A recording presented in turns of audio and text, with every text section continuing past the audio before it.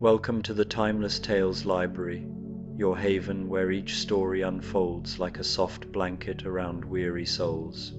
I'm Oliver, here to shepherd you through tonight's calming narrative, a tale woven to still your racing thoughts and carry you tenderly into dreams. The Timeless Tales Library flourishes because of cherished listeners like you. If you've discovered peace within these walls, please subscribe and help us continue nurturing these restful journeys. As you nestle into comfort, leave a comment sharing where you're listening from across our beautiful world tonight, and whisper to me a destination where you'd love a story to sweep you away, perhaps the misty highlands of Scotland, a starlit oasis in the Sahara, the floating markets of Thailand, or a hidden monastery in the Himalayas. Your wandering hearts fuel the magic that keeps our treasured library alive and glowing. Tonight's story is about a gentle tale of discovery and belonging, where an unlikely wanderer finds magic in the autumn night and learns that even the most different among us can create something beautiful. Let this soothing story of pumpkin patches, moonlit gardens, and unexpected kindness carry you toward peaceful dreams. Now, take a slow, deep breath and let the day's clutter slip away like soft ripples fading across a still lake. Tonight, you're not in your room, you're stepping into the velvet alcove of the Timeless Tales Library. This intimate chamber is draped in rich, velvety curtains that glow faintly with a deep, comforting warmth. Shelves of polished ebony line the walls, each book a shimmering gem of a story, waiting to unfold its secrets. The air is soft with the scent of aged leather and a hint of lavender, wrapping you in a quiet embrace.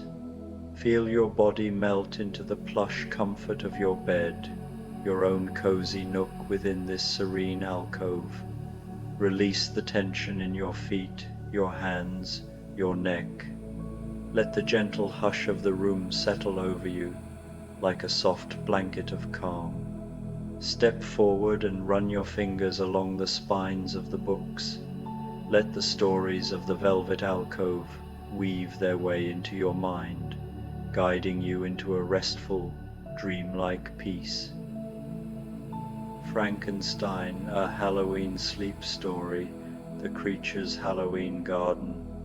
Between dusk and midnight, in the quiet of an October night, there lived a creature who saw beauty where others saw fear. He had spent years wandering the edges of civilization, not seeking trouble but a place to belong. He hoped his unusual appearance would be seen as part of the world's rich tapestry, not as something to be feared.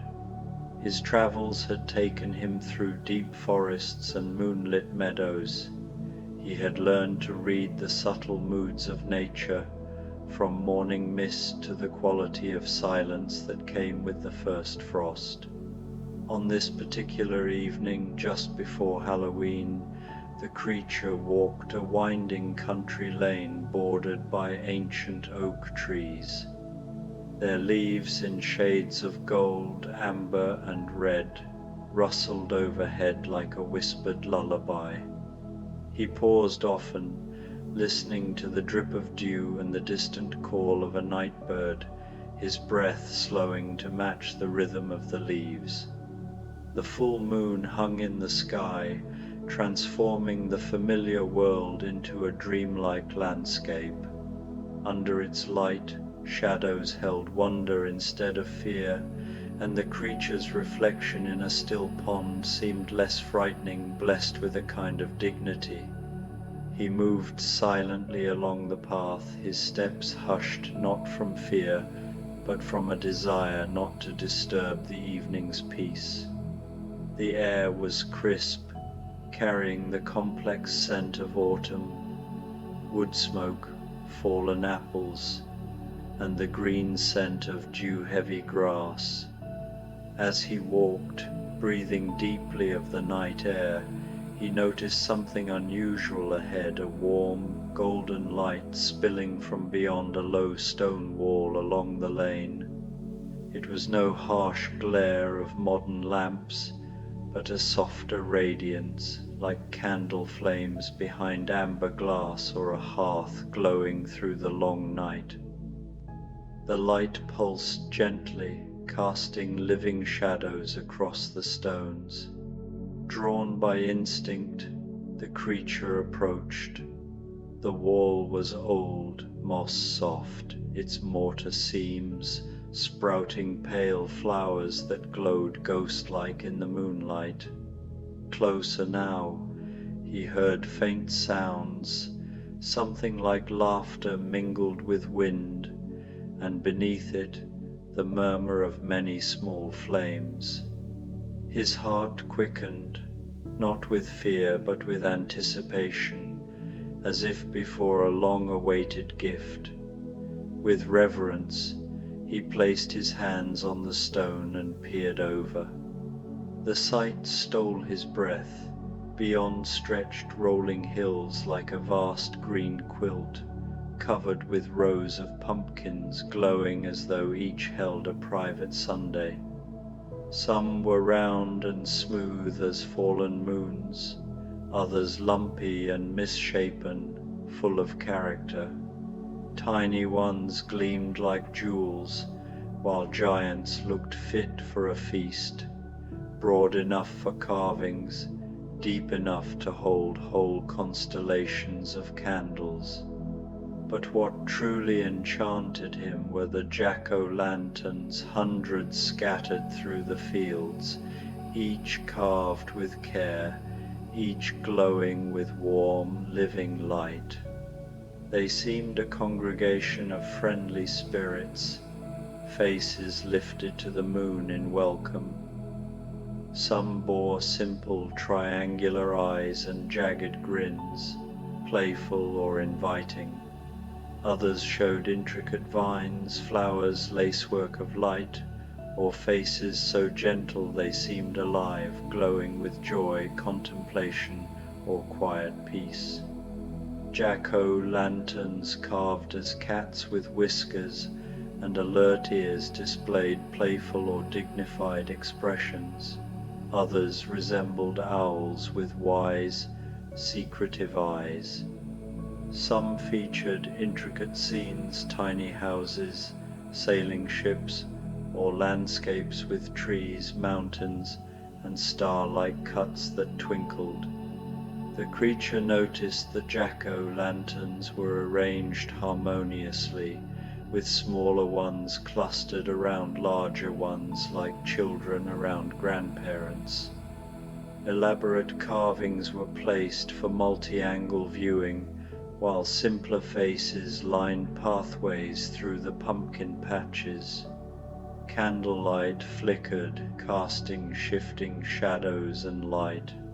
Flames burned bright, revealing carved details, or dimmed, creating mysterious shadows, as if the pumpkins whispered in an ancient language of flame. "Beautiful, aren't they?" a soft, calm voice said from behind.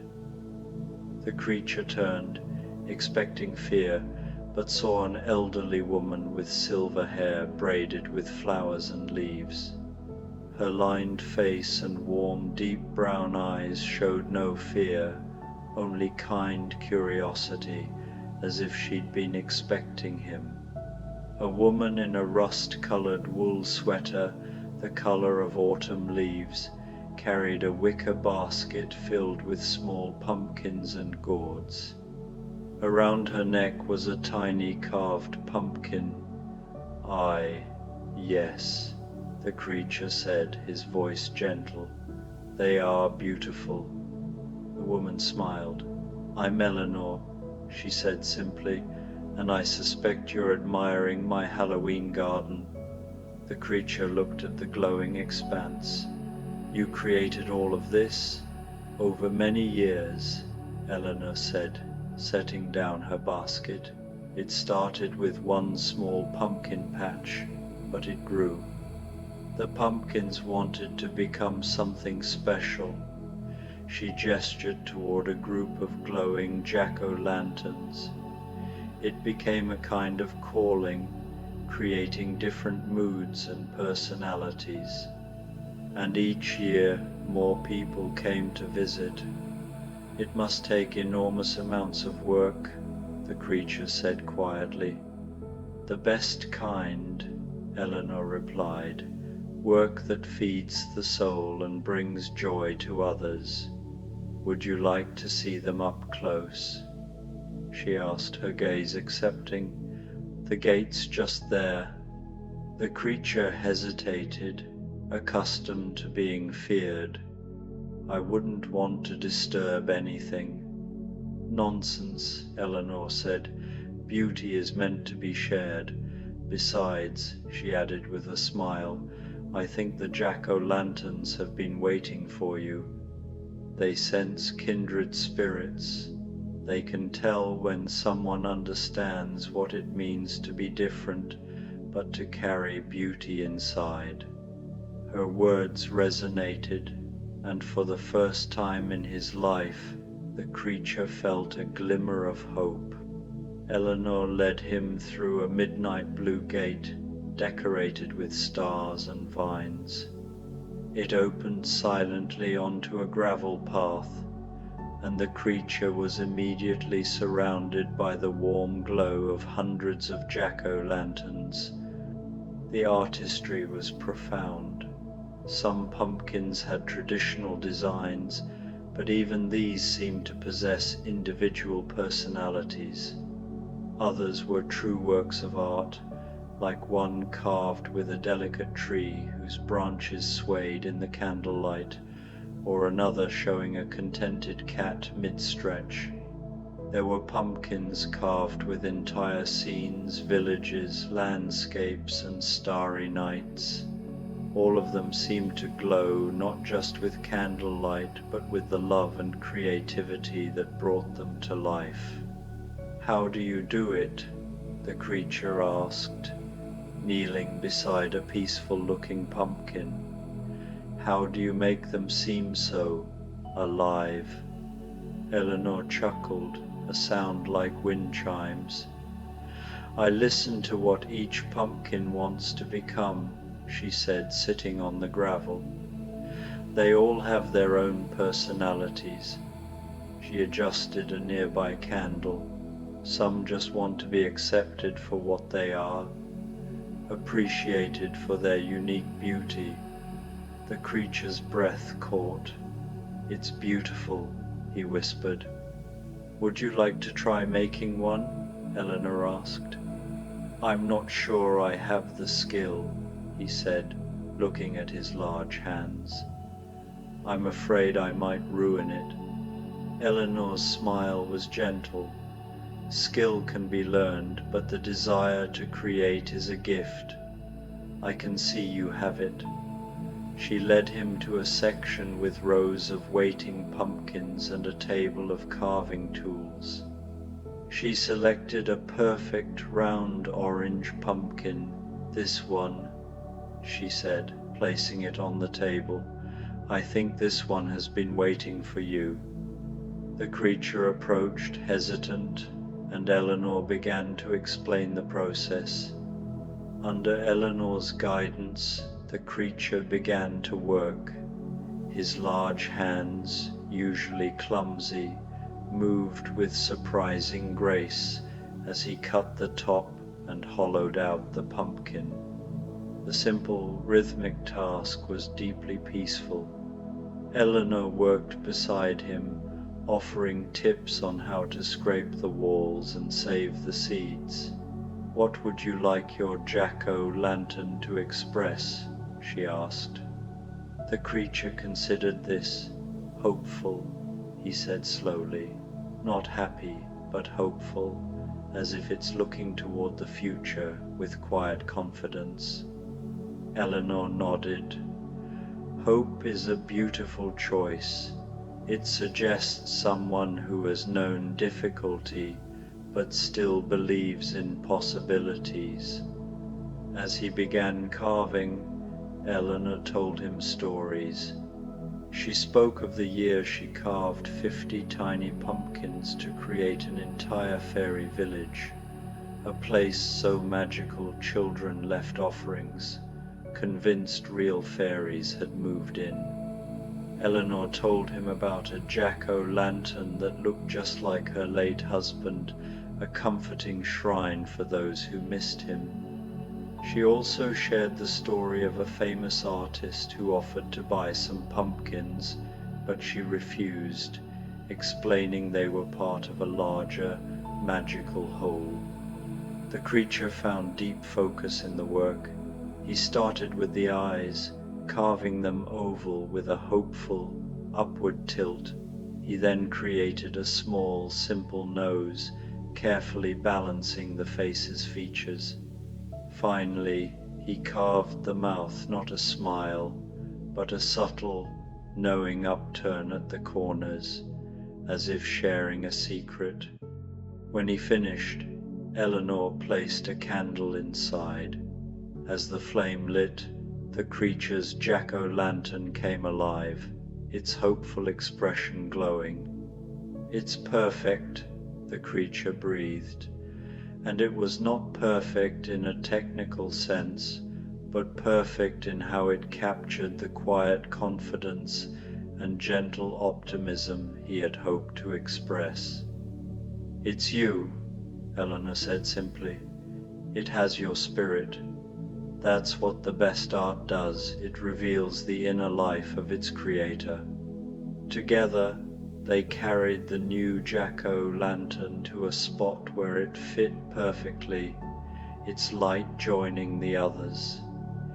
Eleanor produced 2 cups of hot, fragrant cider. They settled on a wooden bench, surrounded by the warm glow of hundreds of faces. "I come here every Halloween night," Eleanor said, "to tend the garden and keep the lights burning bright. It's a vigil for the magic of the season." Each jack-o'-lantern, she explained, represents hope and imagination. "Don't people find it strange?" the creature asked. Eleanor's eyes twinkled. "Oh, people have theories. Some say it's haunted or maintained by fairies. The children love the magic pumpkin place, and adults who still believe in magic understand it's special."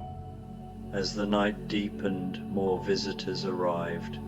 A family with young children came first, whispering in wonder as they pointed at their favorite carved faces. The creature expected to feel anxious, but the garden's magic made him feel peaceful.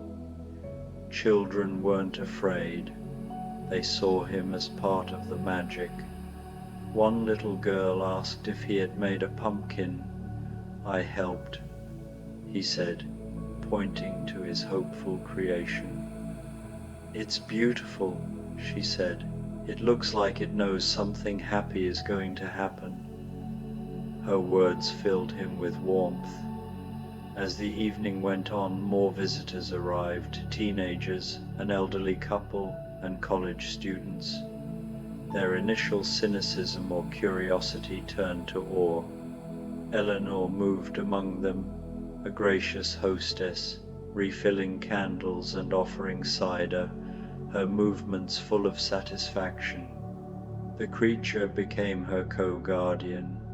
His keen eyes spotted candles that had gone out, and his hands carefully relit them.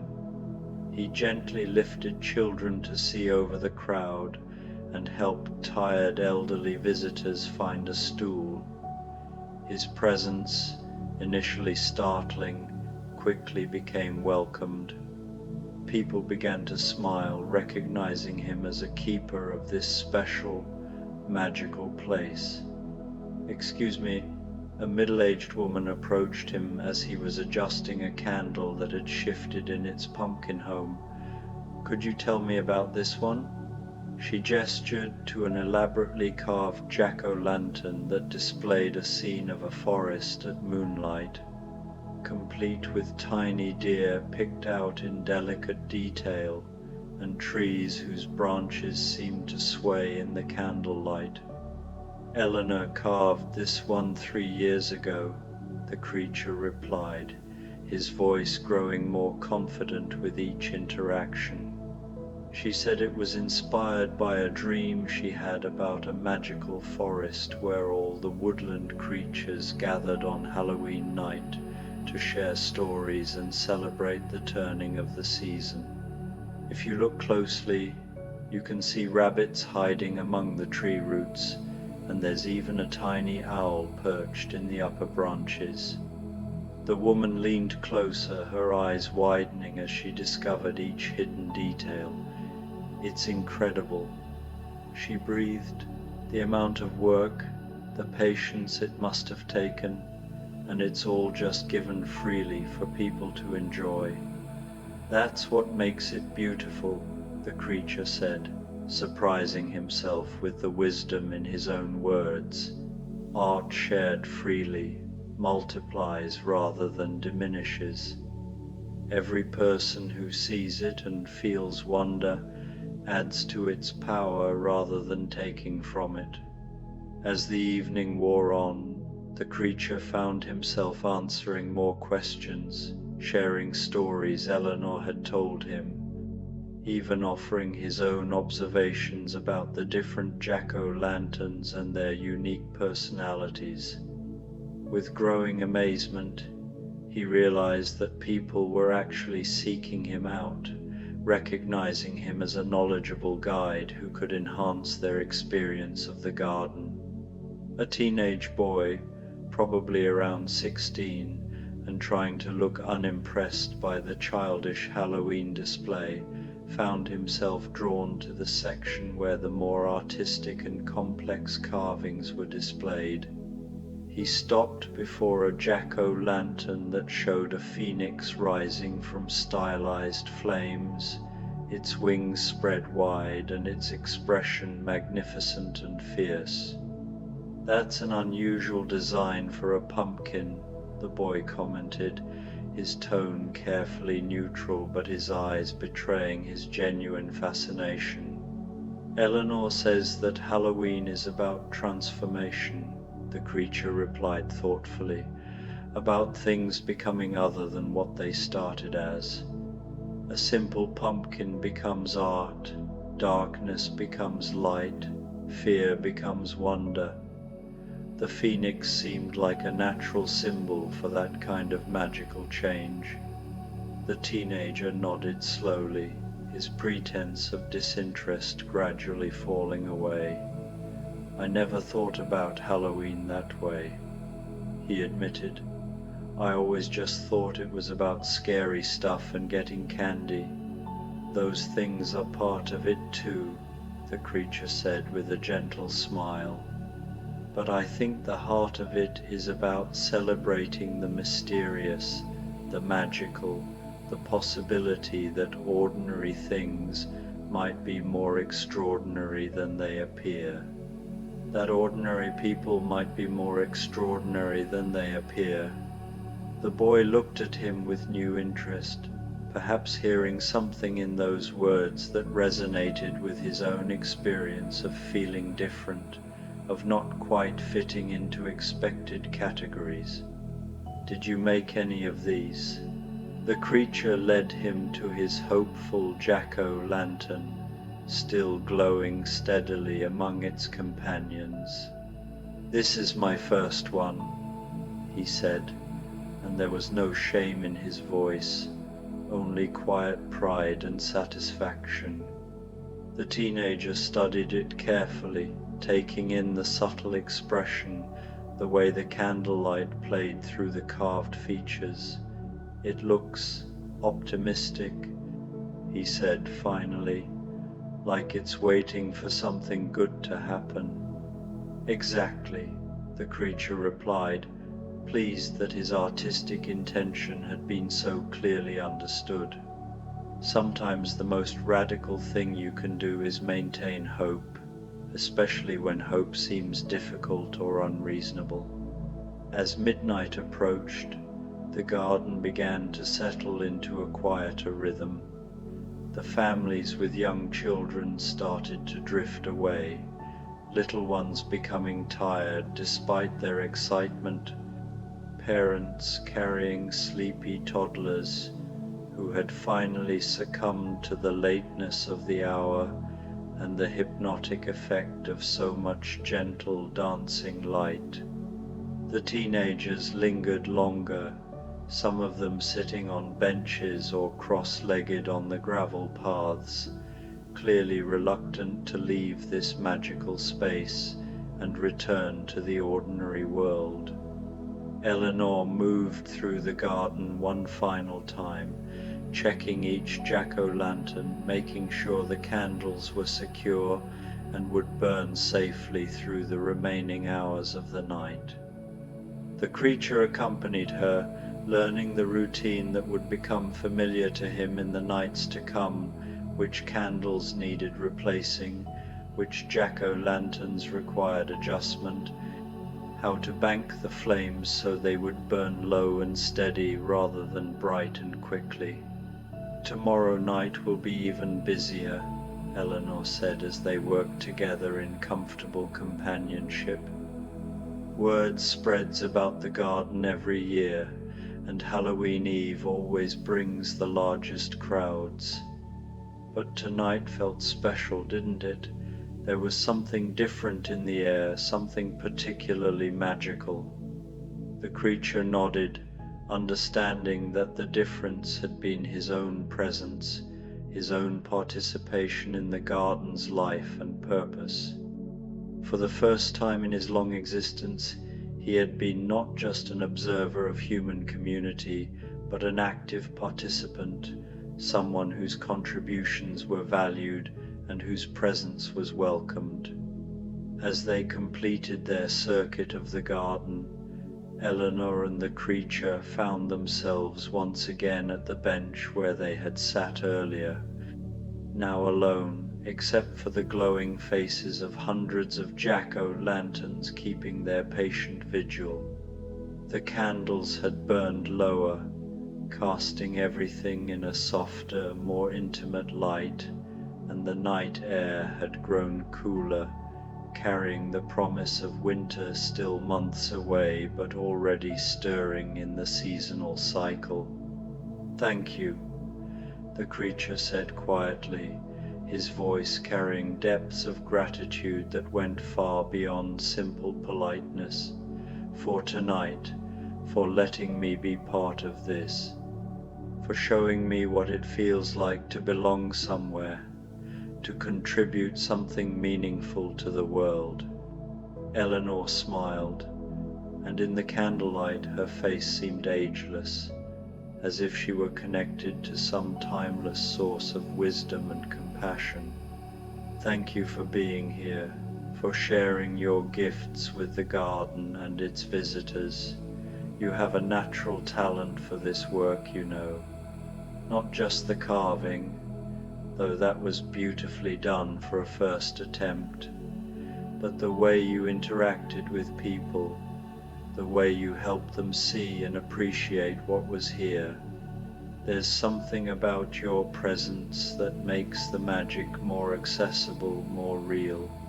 She paused, looking around at the glowing garden, at the jack-o'-lanterns that seemed to nod approval in the gentle night breeze. "This place needs someone to help care for it, especially as it continues to grow, and I think," she turned to look at him directly, her eyes warm with invitation and hope, "I think you understand what this garden is really about. It's not just about Halloween, or pumpkins, or even art. It's about creating beauty where others might see only ordinary things. It's about showing that different can be wonderful, that unusual can be magical, that everyone deserves a place where they belong." The creature felt something warm and unfamiliar unfurling in his chest, a feeling he thought he might call home, might call belonging, might call purpose. could I? Would it be possible for me to come back, perhaps to help tend the garden on a more regular basis? I was hoping you might ask that, Eleanor said, her smile radiant with pleasure and relief.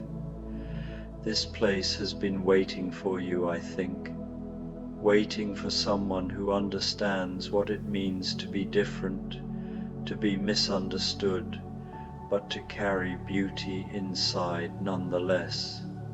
Waiting for someone whose hands can create wonder and whose heart can appreciate the magic in simple things.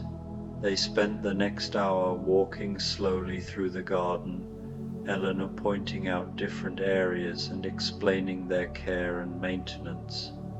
She showed him the storage shed hidden behind the farthest hill, where extra pumpkins waited in cool darkness for their turn to become art.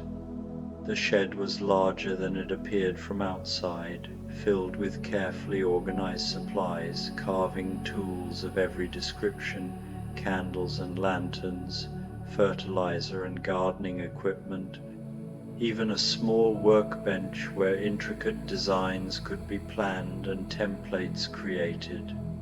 She explained about the compost system that turned carved pumpkin remains into rich soil for next year's crop, about the irrigation network that kept the plants healthy during the growing season, about the greenhouse where seedlings were started each spring and where the most delicate varieties were protected from harsh weather. The garden was clearly a year-round operation, requiring constant attention and care, even during the months when it wasn't actively displaying its Halloween magic.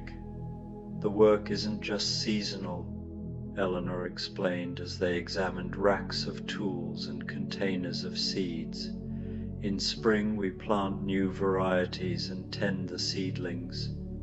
Summer is about cultivation and growth, making sure the plants have everything they need to produce the best possible pumpkins. Fall is harvest and carving season, when all the year's work comes to fruition.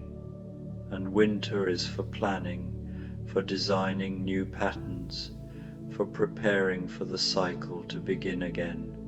There was a small office area in the shed as well, with a desk covered in notebooks and sketch pads, walls lined with photographs of previous year's displays, and filing cabinets filled with what appeared to be correspondence and records. The creature could see that Eleanor maintained detailed documentation of every aspect of the garden's operation, which varieties grew best, which carving designs were most popular with visitors, which areas of the garden received the most foot traffic and needed additional reinforcement. "I keep track of everything," Eleanor said, noticing his interest in the record-keeping system. "Not because I'm obsessive about data, but because the garden teaches me things every year, and I want to remember those lessons. Which pumpkins are most suitable for different types of carving, how weather patterns affect the growing season, what kinds of designs resonate most deeply with different age groups of visitors." She pulled out a thick notebook filled with sketches and notes, pages covered with designs ranging from simple traditional faces to elaborate artistic creations. "This is where new jack-o'-lanterns are born," she said. "Sometimes I see a pumpkin and immediately know what it wants to become. Other times I have an idea for a design and need to find the right pumpkin to execute it, and sometimes visitors suggest ideas that spark new possibilities." The creature studied the sketches with growing fascination, seeing how Eleanor's creative process worked, how she moved from initial concept to finished piece. There were designs he recognized from the garden, but many more that were clearly future projects, ideas waiting for the right moment and the right pumpkin to bring them to life. "Would you like to try designing something?" Eleanor asked, offering him a pencil and a blank page. "It doesn't have to be for immediate carving, it could just be an exercise in imagination, a way of exploring what kinds of expressions appeal to you." The creature accepted the pencil hesitantly, his large fingers feeling clumsy around the small implement. But as he began to sketch, guided more by instinct than by technical skill, he found that his hands could express ideas that his words sometimes struggled to convey. The drawing that emerged was simple but evocative, a face that seemed to be listening intently, ears slightly forward, expression focused and attentive, as if hearing something wonderful in the distance. "A listening jack-o'-lantern," Eleanor said approvingly, "someone who pays attention to the world around them, who notices things others might miss. I love it. And I think I know exactly the right pumpkin for this design, one that's been waiting all season for someone to recognize its particular qualities." As they prepared to leave the shed and return to the main garden, Eleanor handed him a set of keys, old brass keys that felt warm and substantial in his palm. "These open the shed, the gates, and the small cottage where I keep additional supplies," she said. "Consider yourself officially appointed as assistant guardian of the Halloween garden." The title filled the creature with a pride and sense of purpose he had never experienced before. Assistant guardian, it suggested not just responsibility but belonging, not just work but identity. He was no longer simply a wanderer seeking acceptance. He was someone with a role to play, a contribution to make, a place where he was needed and valued. They returned to the garden to find it peaceful in the deepening night, the last visitors having departed, leaving only the jack-o'-lanterns to maintain their glowing vigil. The candles had burned lower but still provided enough light to navigate the paths and appreciate the carved faces, creating an atmosphere of intimate magic that felt different from the earlier bustle of activity. Eleanor moved through the garden one final time, performing the nightly ritual of checking each jack-o'-lantern, adjusting wicks, replacing candles that had burned too low, making sure everything was secure for the remaining hours of darkness. The creature followed her example, quickly learning the routine that would become as natural to him as breathing in the days and years to come. As they worked together in comfortable silence, the creature reflected on how dramatically his life had changed in the course of a single evening.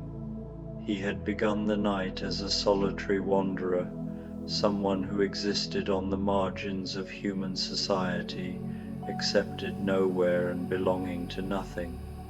Now he was part of something larger than himself, a guardian of beauty and magic, someone whose presence enhanced rather than diminished the joy of others. "The garden changes people," Eleanor said softly, as if reading his thoughts. "Visitors often tell me that they leave here feeling different, more hopeful, more connected to the mystery and wonder that exists in ordinary life.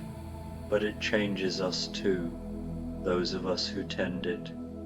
It teaches us about patience and creativity, about the satisfaction that comes from work that serves something larger than ourselves." She paused beside his jack-o'-lantern, which continued to glow with steady hope among its companions. Your pumpkin friend here will burn through the night and welcome tomorrow's visitors with the same optimistic expression you gave it. And tomorrow night you'll be here to tend it and all the others, to help people see the magic that's always present but not always visible. As the cathedral bells in the distant town chimed midnight, marking the official beginning of a new day, Eleanor and the creature completed their rounds and returned to the bench for one final moment of appreciation. The garden stretched around them in all directions, hundreds of jack-o'-lanterns glowing like terrestrial stars, each one a testament to the power of creativity and care to transform simple materials into profound beauty. Tomorrow will bring new challenges, Eleanor said, settling onto the bench with the contentment of someone ending a day well spent.